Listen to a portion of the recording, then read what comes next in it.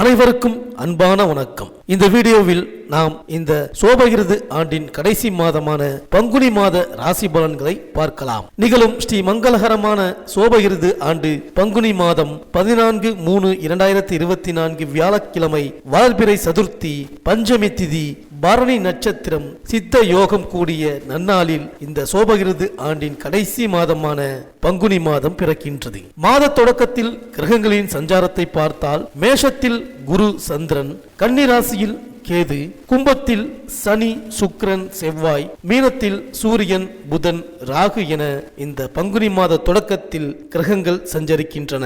இந்த பங்குனி மாதத்தில் சூரியன் மீனராசியில் பயணம் செய்வதால் மீன மாதம் அல்லது மச்ச மாதம் என்று அழைக்கப்படுகின்றது. இந்த மாதத்தில் தெய்வங்களின் திருமணங்கள் நடைபெறுகின்றது. மேலும் மனிதர்களின் திருமணங்களும் நடைபெறுகின்றன.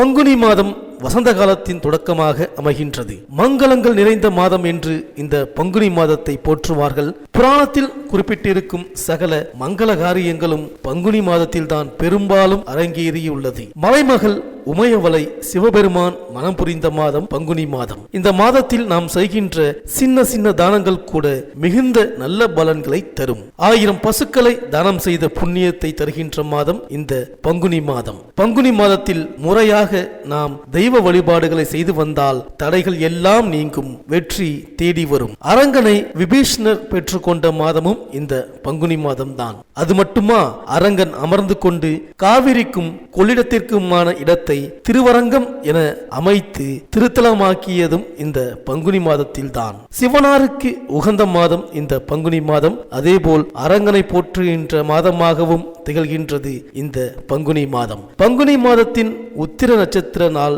மிகவும் விசேஷமானது. இந்த நாளில்தான் முருகப்பெருமானை விரதமிருந்து தரிசிப்பார்கள். அதேபோல் காவடி எடுத்தும் பால்குடம் எடுத்தும் எண்ணற்ற பக்தர்கள் வழிபடுவார்கள். பங்குனி மாத உத்திர நட்சத்திர நாளில் விரதமிருந்து முருக கடவுளை தரிசித்தால் விரைவில் திருமண பாக்கியம் கைகூடும் என்பது பக்தர்களின் நம்பிக்கை. அதேபோல் பங்குனி மாதத்தில் தேய்பிறையில் வரும் ஏகாதேசியை விஜயா ஏகாதேசி என்பார்கள். எத்தனை தடைகள் இருந்தாலும் அவற்றையெல்லாம் நீக்கி எடுத்த காரியத்தில் வெற்றியை அளிக்கக்கூடியது விஜயா ஏகாதேசி. பங்குனி தேய்பிறை விஜயா ஏகாதேசியில் பெருமாளை தரிசிப்பதும் துளசி மாலை சார்த்தி பிரார்த்தனை செய்வதும் மகத்தான பலன்களை வழங்கும். நாம் பெருமாளிடம் வைக்கின்ற கோரிக்கைகள் எல்லாம் நிறைவேறும். மேலும் இந்த பங்குனி மாதத்தில் கிரகங்களின் பயிற்சியை பார்த்தால் பங்குனி 1ஆம் தேதி செவ்வாய் கும்பராசிக்கு பயிற்சியாகின்றார். பங்குனி 13ஆம் தேதி புதன் மீனராசியில் நீச்சம் பெறுகிறார் மற்றும் வக்ரமடைகின்றார். இந்த கிரகங்களின் சஞ்சாரம் மற்றும் பயிற்சி மற்றும் நீச்சம் வக்ரம் ஆகிய இந்த நிலையினால் உங்கள் ராசிக்கு என்னென்ன பலன்கள் கிடைக்கப் போகின்றது, நீங்கள் செய்ய வேண்டிய பரிகாரங்கள் என்ன என்று இந்த வீடியோவில் பார்க்கலாம். அனைவருக்கும் இனிய தமிழ் புத்தாண்டு நல்வாழ்த்துக்கள். புத பகவானை ராசிநாதனாக கொண்ட மிதுன ராசி அன்பர்களே, இந்த பங்குனி மாத கிரக நிலைகளை ஆராய்ந்து பார்க்கும் பொழுது இந்த மாதம் முழுவதும் ஒவ்வொரு விஷயமும் நீங்கள் விரும்பியபடி திருப்தியுடன் நிறைவேற இருக்கின்றது. மாதம் தொடங்கி 8வது தினத்திற்கு பிறகுதான் நீங்கள் திட்டமிட்டு இருப்பதை விட, இலக்கு வைத்திருப்பதை விட ஒருபடி மேலாக அனுகூல அதிர்ஷ்டங்களை சந்திப்பீர்கள்.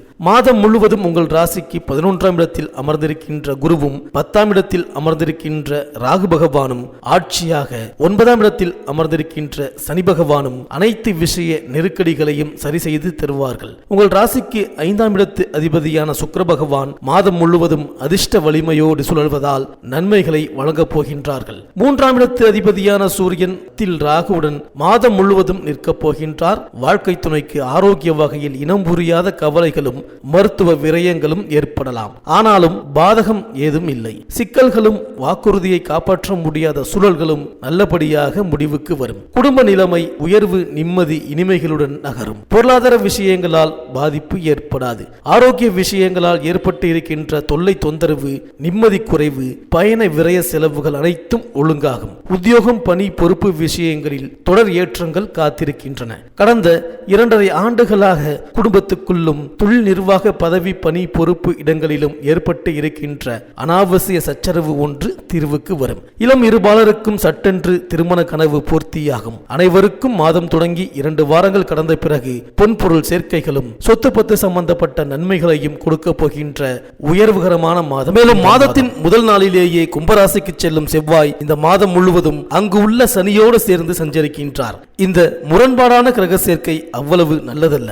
உங்கள் ராசிக்கு 8, 9 ஆகிய இடங்களுக்கு அதிபதியானவர் சனி. அவரோடு 6, 11 ஆகிய இடங்களுக்கு அதிபதியான செவ்வாய் இணைவதால் உத்தியோக மாற்றம் உறுதியாகலாம். சொத்து பிரச்சனை மீண்டும் தலை தூக்கும். சொந்தங்களாலும் அடிக்கடி பிரச்சனைகள் வந்து அலைமோதும். சிந்தித்து செயல்பட வேண்டிய நேரம் இது. உத்தியோகத்தில் உயர் அதிகாரிகளின் கெடுபிடி மன வருத்தத்தை தரும். சிக்கல்களில் இருந்து விடுபடவும் செல்வ வளம் குறையாமல் பார்த்து கொள்ளவும் சனிக்கிழமை தோறும் அனுமன் வழிபாடும் செவ்வாய்க்கிழமை தோறும் அங்காரக வழிபாடும் செய்வது நல்லது. மேலும் பங்குனி 13ஆம் தேதி மீனத்தில் சஞ்சரிக்கும் புதன் வக்ரம் பெறுகின்றார்.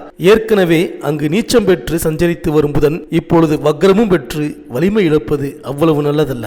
ஆரோக்கிய தொல்லைகள் அதிகரிக்கும். மருத்துவ செலவு கூடும். பிறருக்கு நீங்கள் நன்மை செய்தாலும் அது தீமையாக தெரியும். விற்பனை செய்த சொத்துக்களால் பிரச்சனைகள் உருவாகலாம். 4ஆம் இடத்திற்கு அதிபதியாக புதன் விளங்குவதால் வாகனங்களில் செல்லும் பொழுது கவனம் தேவை. பயணங்களால் எந்த ஒரு பலனும் கிடைக்காது. தாய் வழி ஆதரவு குறையும். மேலும் மாதம் முழுவதும் உங்கள் ராசிக்கு 10ஆம் இடமான தொழில்ஸ்தானத்தில் சூரியனும் ராகுவும் இணைந்து சஞ்சரிக்கின்றார்கள். சகாயஸ்தானாதிபதி சூரியனோடு ராகு இணைவதால் தொழில் பங்குதாரர்களின் மூலமாக தொல்லைகள் ஏற்படும். நடக்கும் தொழிலை விட்டுவிடலாமா என்று கூட நினைப்பீர்கள். நல்லவர்களின் தொடர்பு விலகும். நீங்கள் எடுத்த எந்த முடிவும் சரியாக அமையாமல் பிரச்சனைகளை அதிகரிக்க வைக்கும். குடும்பத்தில் உள்ளவர்களுக்கும் உறவினர்களுக்கும் நீங்கள் என்ன செய்தாலும் அவர்கள் நன்றி காட்ட மாட்டார்கள். ராகு கேதுகளுக்கு உரிய சிறப்பு வழிபாடுகளை மேற்கொண்டால் மன அமைதி பெற வழிபிறக்கும். பொது வாழ்வில் ஒரு சிலருக்கு வீண் பழிகள் ஏற்படலாம். ஒரு சிலர் நல்ல பொறுப்பில் இருந்து மாற்றப்படலாம். மேலும் பங்குனி 19ஆம் தேதி மீனராசிக்கு சுக்கிரன் செல்கின்றார். அது அவருக்கு உச்ச வீடு.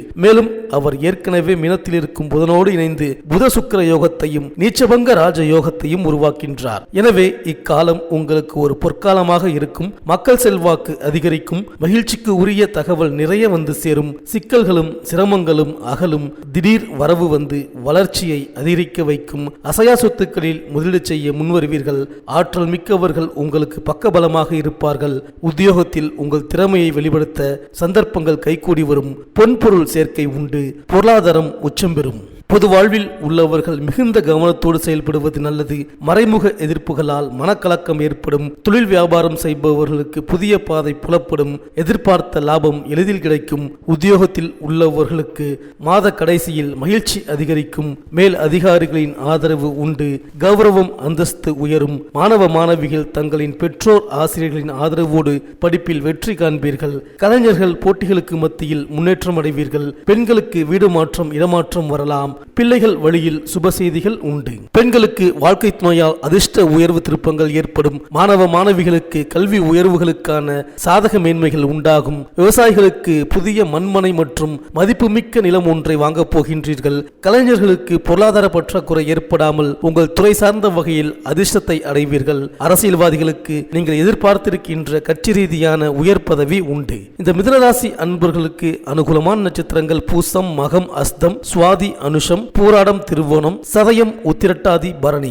அதிர்ஷ்டமான நாட்கள் ஆங்கில தேதியில் மார்ச் 14, 16, 17, 20, 22, 23, 25, 27, 28 மற்றும் ஏப்ரல் மாதம் 1, 3, 5, 7, 9, 10, 12, 13. இந்த மாத புதன்கிழமைகளில் ஸ்ரீ நவக்கிரக புதனுக்கு அபிஷேக ஆராதனை செய்து வழிபட்டு வாருங்கள். வியாழக்கிழமைகளில் ஸ்ரீ சுப்பிரமணியருக்கு அர்ச்சனை செய்து வாருங்கள். இந்த மிதுனராசி அன்பர்களுக்கு இந்த பங்குனி மாதம் அனைத்தும் நன்மையே நடக்கும்.